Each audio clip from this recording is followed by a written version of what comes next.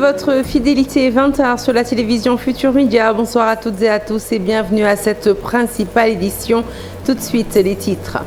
À la une de l'actualité, alerte du ministère de la Santé à propos d'une résurgence des maladies respiratoires en Chine.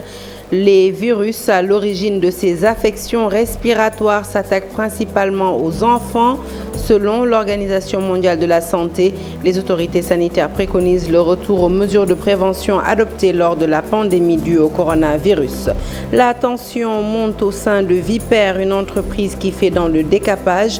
Les travailleurs qui ont rompu le fil du dialogue avec la direction ont tenu un sit-in pour dénoncer des conditions de travail précaires. La majorité y sont employés depuis 8 ans, mais ne disposent toujours pas de contrat de travail. Restriction des conditions d'obtention des visas, le REDEM porte le combat. Pour le réseau de protection des droits des migrants, ces restrictions figurent parmi les facteurs favorisant les migrations irrégulières. Le gouvernement du Sénégal est invité à se pencher sur ces limitations de visa. Le Sénégal, membre du comité du patrimoine mondial à l'UNESCO, un succès diplomatique de l'avis de Souleymane Jules Diop, délégué permanent du Sénégal auprès de l'UNESCO. Il s'exprime dans ce journal. Voilà pour les titres, le développement, c'est tout de suite.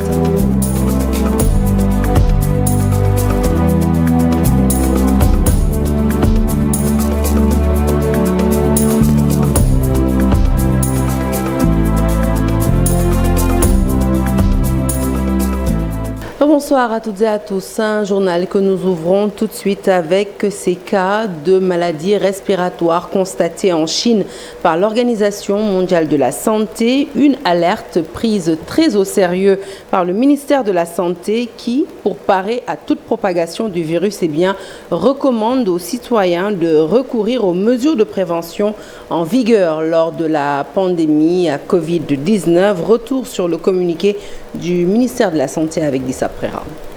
Depuis mi-octobre, il est observé une augmentation des maladies respiratoires touchant principalement les enfants. Une augmentation qui, selon l'OMS, serait en rapport avec la levée des restrictions face à la Covid et à l'arrivée de la saison froide, ainsi que la circulation des virus de la grippe tels que Mycoplasma pneumonia, le virus respiratoire syncytial et le coronavirus respiratoire aigu sévère appelé SARS-CoV-2. Toujours d'après l'OMS, certains de ces virus affectent plus particulièrement les enfants. Pour l'instant, on dispose peu d'informations détaillées pour caractériser pleinement le risque global de ces cas signalés. Toutefois, l'organisation s'attend à une tendance à la hausse de ces cas de maladies respiratoires. À l'heure actuelle, l'OMS ne recommande pas de mesures spécifiques pour les voyageurs se rendant en Chine. Par contre, les personnes devraient éviter de voyager lorsqu'elles présentent des symptômes évocateurs d'une maladie respiratoire. En cas de symptômes pendant ou après le voyage, il est recommandé aux voyageurs de recourir précocement à une structure de santé. Face à cette situation, le ministère de la Santé suit de très près l'évolution de la situation en Chine. C'est pourquoi, dans son communiqué, l'autorité rappelle l'importance du respect des mesures suivantes. La prévention par le respect des mesures barrières préconisées lors du Covid-19, entre autres se tenir à distance des personnes malades, rester chez soi en cas de maladie, se faire dépister, porter un masque et se laver régulièrement les mains.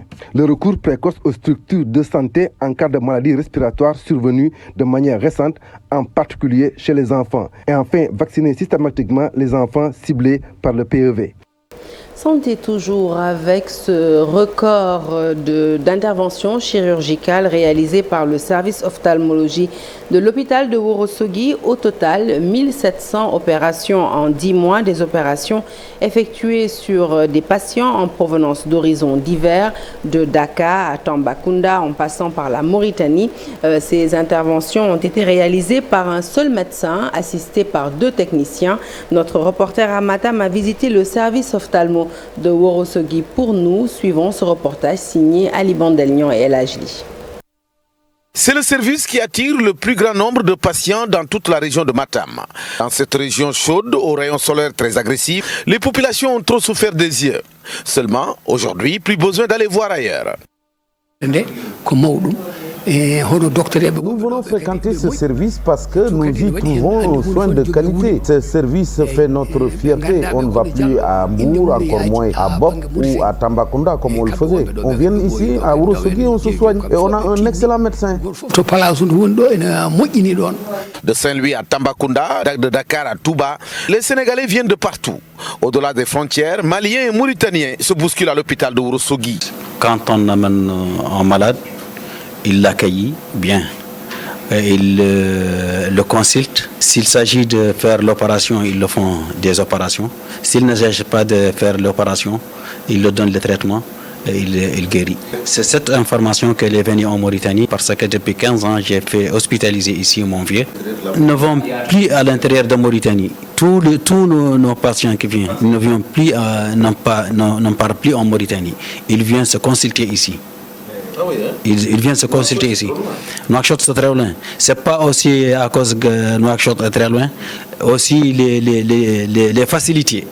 La qualité des facilités est plus bonne qu'ici que Nouakchott. Depuis le début de cette année, plus de 1700 interventions chirurgicales des cas de cataracte y ont été effectuées. La ruée des populations vers ce service justifie bien les nombreuses actions de l'administration de l'hôpital pour le renforcement de son plateau technique.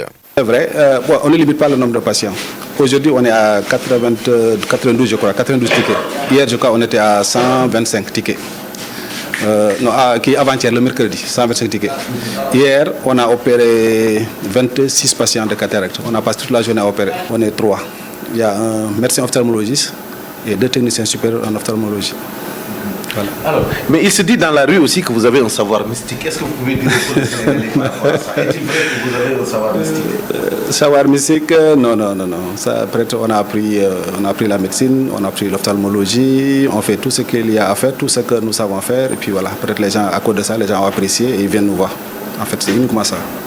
Et puis encore, il y a l'ensoleillement aussi. Ici, c'est une région très chaude. Il y a le soleil qui pique, qui tape très fort. Donc, en sortant dans la rue comme ça, on conseille aux gens de porter des verres. Sinon, ça peut favoriser certaines pathologies qui sont un peu néfastes pour la santé. Malgré la distance, des milliers de patients sont suivis par le médecin ophtalmologue de Ourossogui. Un médecin qui reçoit entre 97 et 120 patients tous les jours de consultation. Je vous l'annonçais en titre, la tension s'est emparée de Vipère, une entreprise sous-traitante spécialisée dans le décapage. Sur place, les travailleurs très remontés contre la direction ont tenu un sit-in pour dénoncer de mauvaises conditions de travail. Ces travailleurs réclament une prise en charge médicale. La plupart d'entre eux sont dans cette entreprise depuis 8 ans mais ne disposent toujours pas de contrat de travail.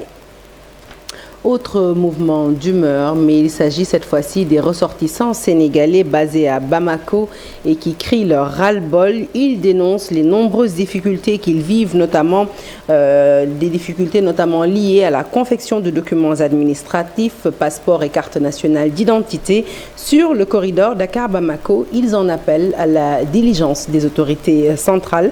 Daouda Dior est membre de l'association des ressortissants sénégalais basés au Mali. Propose de l'écouter au micro d'Ablaye Patéane.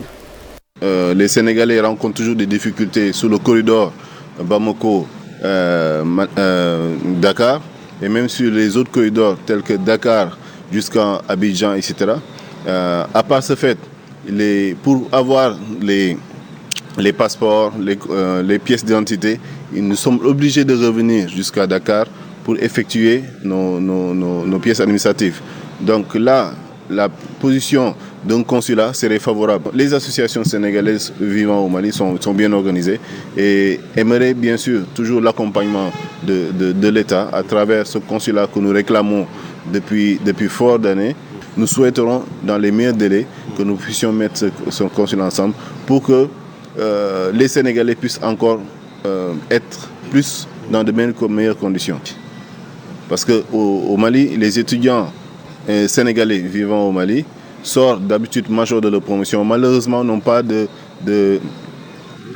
bourse fournie par l'État. Les femmes, nous les voyons dans le secteur des transformations, agrobusiness, etc. Mais malheureusement, n'ont pas d'accompagnement. Durcissement des procédures d'octroi de visa dans les ambassades. Le réseau développement et protection des droits des migrants porte le plaidoyer. Le REDEM invite les autorités à prendre cette question en charge. Cette organisation de la société civile est convaincue que ces restrictions figurent parmi les facteurs favorisant des migrations incertaines. Mame Diarra Thiam est la coordinatrice du REDEM. Je propose de l'écouter au micro de Lissa Préra. On se rend compte que maintenant, pour avoir un visa, il faut vraiment une guerrière, si je peux dire. Non seulement la lourdeur des dossiers à déposer, mais les conditions de dépôt, avec l'externalisation des services de dépôt et autres. Ce qu'il faudrait peut-être revoir, c'est comment alléger ces types de dépôts et autres. Parce qu'on se rend compte que ces difficultés à déposer le visa poussent les jeunes à aller plus vers la migration irrégulière. Ils n'ont plus d'interlocuteurs directs au niveau des ambassades, donc ils prennent les pirogues au péril de leur vie, alors que l'État devrait imposer à ses représentations diplomatiques et autres de revoir les conditions de dépôt de visa, mais aussi lors des rejets, de pouvoir expliquer les motifs de rejet, mais aussi les coûts des visas. C'est exponentiel, il faut qu'on en parle, au moins même si votre visa est rejeté, qu'on vous retourne vos fonds. Il n'y a pas de détenus politiques au Sénégal. Une affirmation de Maître Aïssata Tall Sall qui a tenu ses propos ce matin à l'occasion de l'examen du budget de son ministère. La garde des Sceaux a fait une plaidoirie sur l'indépendance de la justice, mais aussi sur les réformes attendues. Voici Aïssata Tall Sall que nous écoutons. Et si seulement vous saviez, si vous saviez qu'est-ce qui se passe dans les cabinets de juges d'instruction, si vous saviez qu'est-ce qui se passe dans les parquets, eh bien, mesdames et messieurs, je ne vous le souhaite jamais. N'ayez pas affaire à la justice. Restez des gens comme vous l'êtes et ne souhaitez pas cela. Parce que le jour où cela vous arrivera, vous saurez qu'on ne s'amuse pas avec la loi, on ne s'amuse pas avec la vérité, on ne s'amuse pas avec le respect de la loi. La loi, elle est faite erga omnes, pour tout le monde, qui qu'on puisse être. Il n'y a pas de détenus politiques, il y a des détenus tout court. Et ils sont tous de droit commun. Et ils sont tous égaux devant la loi et donc devant la justice. Et je voudrais en venir à l'indépendance. C'est quoi l'indépendance du juge? Mais est-ce que les personnes qui tous les jours nous disent que les juges ne sont pas indépendants, est-ce qu'ils nous ont dit en quoi les juges sont dépendants? Je reviens encore à la justice d'il y a quelque temps. Dieu merci, je ne l'ai pas connue.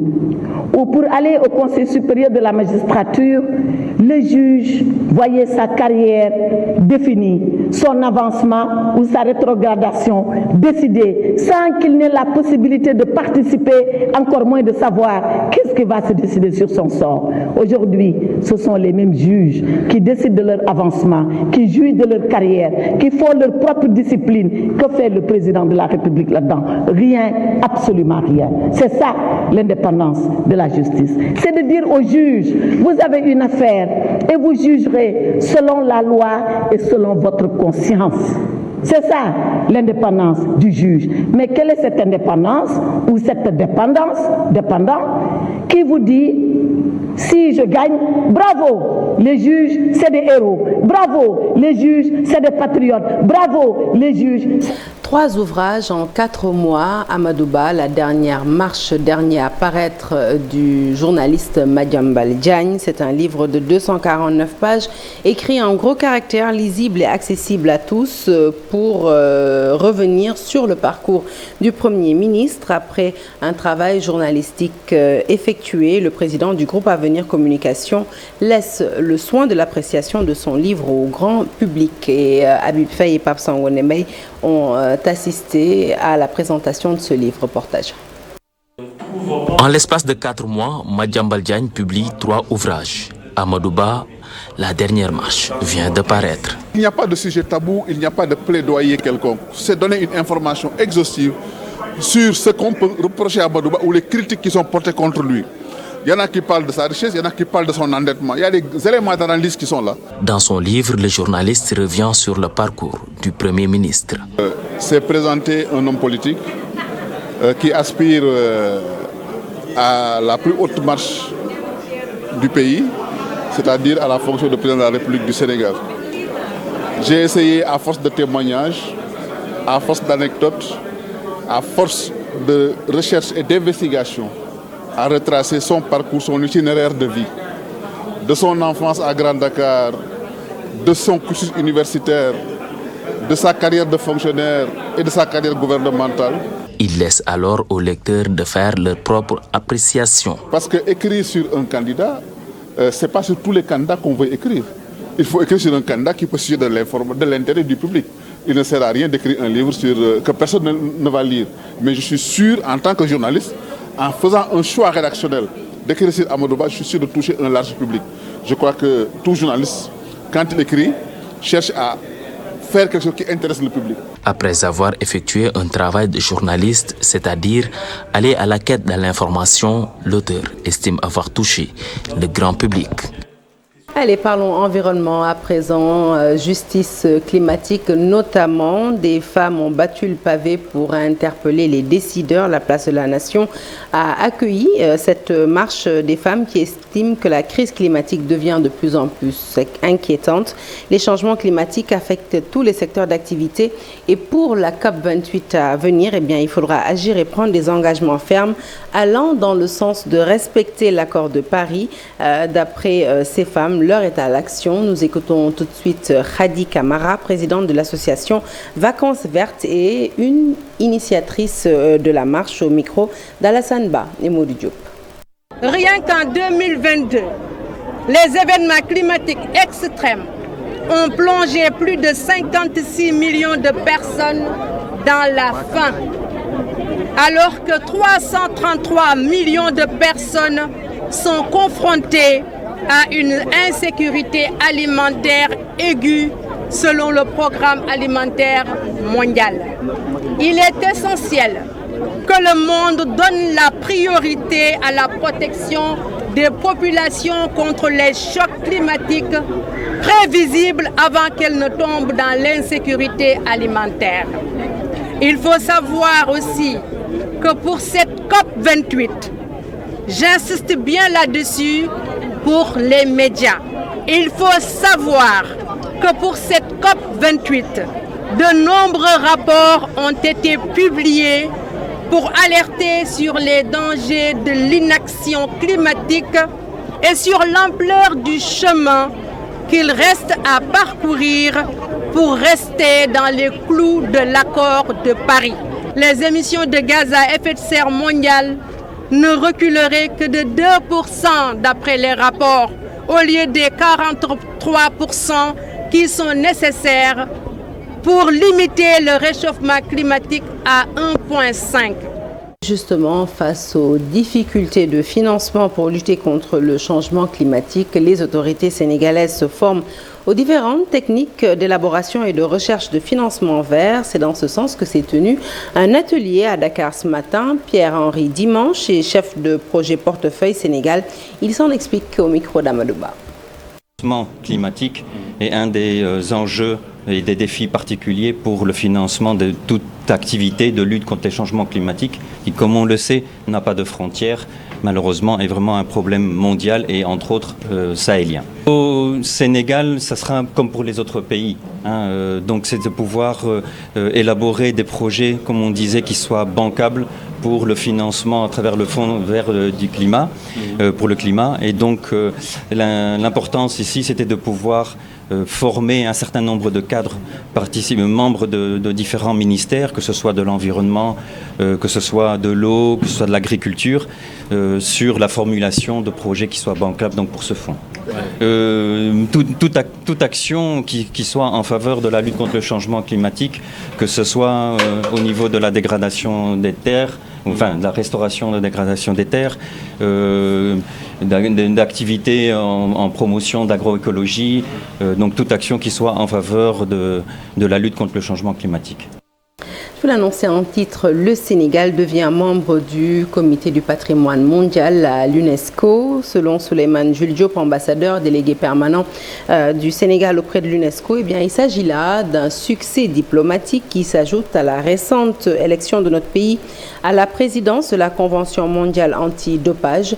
Le Sénégal a été élu en même temps que le Kenya au sein du groupe Afrique, un groupe qui compte 54 membres. Rappelons que le comité du patrimoine mondial est l'instance mondiale chargée de l'inscription et de la gestion des sites du patrimoine mondial et il assure également la conservation efficace des biens inscrits au patrimoine mondial. Notre reporter Ibou Diouf a donné la parole à l'ambassadeur Souleymane Jules Diop, compte rendu. Après l'inscription du Djéboudjen au patrimoine mondial de l'UNESCO, la récente élection à la présidence de la Convention mondiale antidopage, le Sénégal renforce sa présence au sein de l'Organisation des Nations Unies pour l'éducation, la science et la culture, UNESCO. Cette nouvelle place au comité du patrimoine mondial confirme cette position. C'est un grand succès diplomatique. Pourquoi? Parce que les pays membres du comité sont sollicités, sont courtisés, sont invités parce que justement le rôle est grand. Il s'agit de décider quels sites sont inscrits au patrimoine, quels autres sites vont être inscrits au patrimoine en péril. Et il s'agit d'une vingtaine de pays sur 195 membres et voilà, et sur 54 pays africains, il y a que 2 qui sont élus pour 4 ans. L'élection s'est faite au premier tour du scrutin. Le Sénégal a été élu en même temps que le Kenya au sein du groupe Afrique qui compte 54 membres. Ce comité du patrimoine mondial de l'UNESCO est composé de 21 représentations. Alors, ce qui fait la particularité de l'Afrique et pourquoi l'enjeu est important pour le Sénégal et les experts sénégalais, c'est le fait que l'Afrique a moins de 10% des sites inscrits, et alors que en même temps nous avons plus de 50% des sites inscrits au patrimoine en péril parce que nous sommes touchés par les conflits, parce que nous sommes touchés par les guerres, parce que nous sommes aussi frappés par les problèmes environnementaux, climatiques, écologiques. Le comité du patrimoine mondial est l'instance mondiale chargée de l'inscription et de la gestion des sites inscrits au patrimoine mondial.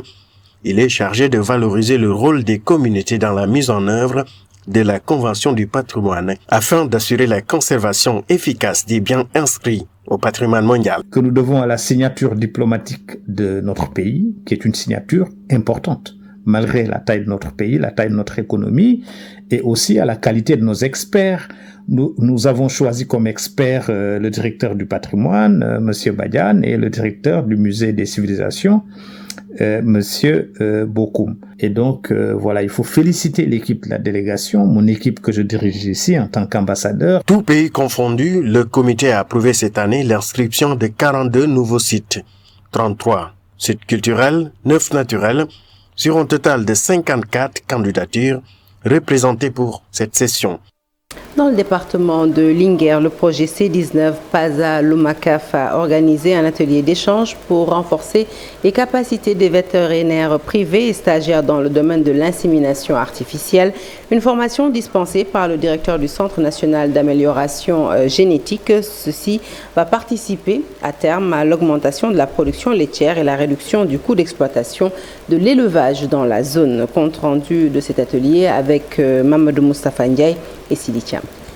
Le projet d'atténuation des effets de la COVID-19 PASA Lomacaf a organisé un atelier de formation à l'intention des vétérinaires privés.